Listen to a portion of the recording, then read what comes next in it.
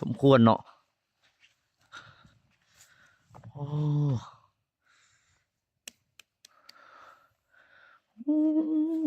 สองหน่วยนี่โอ้มือคอยพอดีหอดเลยโอ้แม่ทุกคนเนาะสูงสูงขนาดอันนี้สุดแขนไปเลยนี่170บ่170โอ้บอกใหญ่ๆแม่สำลีนี่เลยอันนี้คือบอกตามที่เขาเบิ่งตัวจริงนี่อันนี้น่าจะเป็นอ๋อแต่ตัวนี้คือแบบผสมอยู่ได้นี่ลักษณะแบบผสมแล้วเขาล่อนี่นะเดี๋ยวนี้นะเอาสบายดีกันทุกคนเนาะมื้อนี้เฮาก็มีโอกาสได้มาลินเชียงขวางแล้วก็มาเที่ยวอยู่ที่ทงไฮหินเนาะโดยเสียหน้าเนาะพามาเนาะเสียหน้าเราเนาะนี่เรียนอยู่นำกันอยู่ในเวียดนามมื้อคืนนี้ก็ไปลินนำกันละมื้อนี้ก็ให้เพิ่นพาไปลินทงไฮหินโอ้อากาศคักแฮงพี่น้องตอนเช้านี่ยามเช้านี่อากาศดีเว้ยไปติดตามเขาส้มกันอยู่ทงไฮหินอันนี้ก็มาครั้งแรกเนาะ มาครั้งแรกเดี๋ยวไปส้มกันเนาะเอาตอนนี้เขาก็ให้รถคนพาไปเนาะนี่กำลังเดินทางไปนี่นะวัดใหญ่ๆอ่ะวัดใหญ่วัดสัญญารามอ่ะ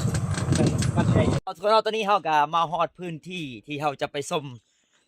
ให้หินเนาะนี่อันนี้ก็เป็นครั้งประวัติศาสตร์ที่ได้มาเนาะเขาจะเห็นแต่คนอื่นมาแต่ก็มื้อนี้เขามาด้วยกองเลยมื้อนี้เดี๋ยวเขาไปส้มกันเนาะโอ้เพิ่นว่านี่เนาะไปห้ามขึ้นให้หินเพิ่นว่าเอานี่ทุกคนเนาะตอนนี้เขาก็มาฮอดแล้วโอ้โหปังเยอะๆปลามันโอ้หินนี่ยังนี่ว่ามันคือแบบหินธรรมชาติเลยเนาะแต่ว่าเขาเจาะไปข้างในติเฮ็ดนั่นติบ่โอ้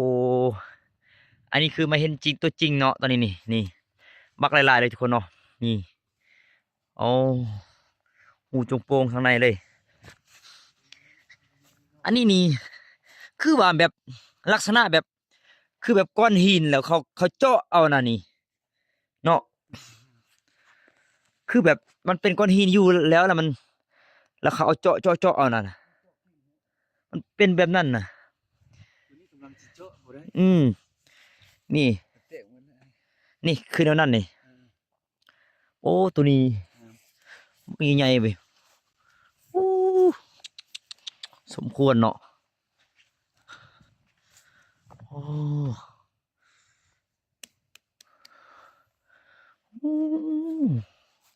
มักเยอะๆตอนนั้นเขามาขายเครื่องอยู่นี่ได้ปะโอ้เขาถ่ายรูปเราซื้อๆดูดิโอ้บางใหญ่ๆไปไหมมันหน้าแม่นเนาะอันนี้มันคุมบอมบี้เห็นบ่อ๋อนี่คุมบอมบี้เนาะคนเนาะเอาถ่ายรูปก่อนเสียวถ่ายรูปไปเนี่ยสองหน่วยนี่โอ้มือคอยพอดีหอดเลยโอ้แม่ทุกคนเนาะสูงขนาดอันนี้สุดแขนไปเลยนี่170บ่170โอ้บอกใหญ่ๆแม่สำลีนี่เลยอันนี้คือบอกตามที่เขาเบิ่งตัวจริงนี่อันนี้น่าจะเป็นอ๋อแต่ตัวนี้คือแบบผสมอยู่ได้นี่ลักษณะแบบผสมแล้วเขาล่อนี่นะเดี๋ยวนี้นะแม่นอยู่บ่วะนี่มันเป็นหินน้อยๆมานะนี่เนาะอันนี้เนาะมื้อนี้ก็ได้มาเห็นตัวจริงเสียงจริงแล้วทุกคนเนาะคุณนี่เบิ่งอันนี้เนาะมื้อนี้อยู่ลุ่มหันกระแบนเบิดเนาะโอ้กว้างนี่อยู่ทั้งพุ่นยังมีป่ะมีแล้วสุดกับนี่ละสุดกับนี่แหละโอ้นี่เนาะธรรมชาติมื้อนี้มาตอนอากาศตอนเช้านี่ยามเช้านี่อากาศดีขนาดเพราะว่ามันบ่ได้ร้อนเด้นี่เนาะโอ้น้ำเต็มเลยนี่ตัวนี้นี่สงสัยพืชมันดีก็เลยมีน้ำเพราะว่าแต่ละอันบ่มีน้ำอันนี้มีน้ำเลยเต็มคำอย่างนี้เนาะเอาล่ะทุกคนเนาะ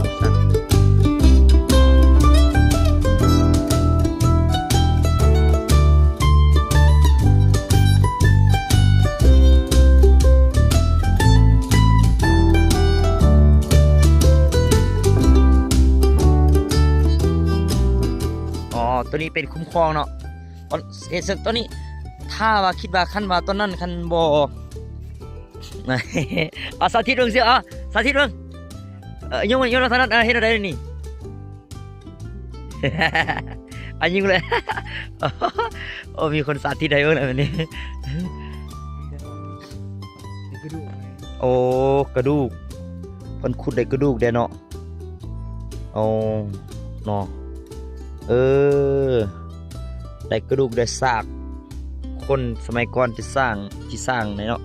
อาจจะเป็นประมาณนั้นเนาะนี่คนเห็นบ่เห็นค่อยๆบ่นี่เนาะ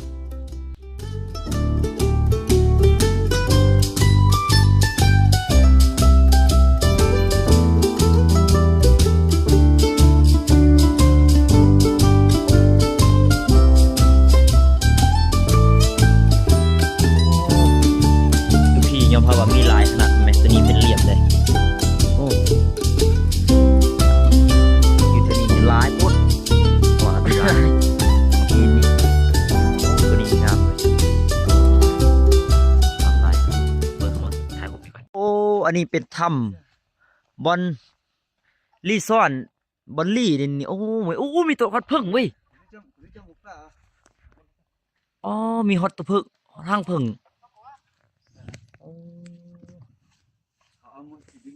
โอ้อันนี้เป็นบอลลีไพ่ได้นี่เนาะอันมีหูทางเทิงเนี่ย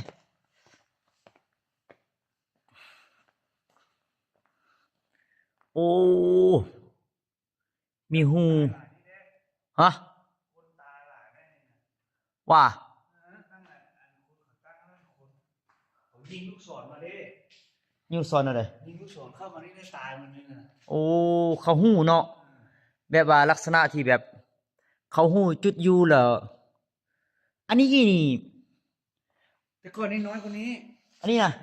มีหูตัวนี้นะนี่ซ้ำนี้นะแต่ว่าอันนี้เขายิงหลายเครื่องให้จนว่าแตกมุ่นมันอย่างนี้เลยอันน่าจะเป็นตัวนี้เนาะตัวนี้นี่แต่ว่าตัวนี้แต่ก่อนมันอยู่เดิม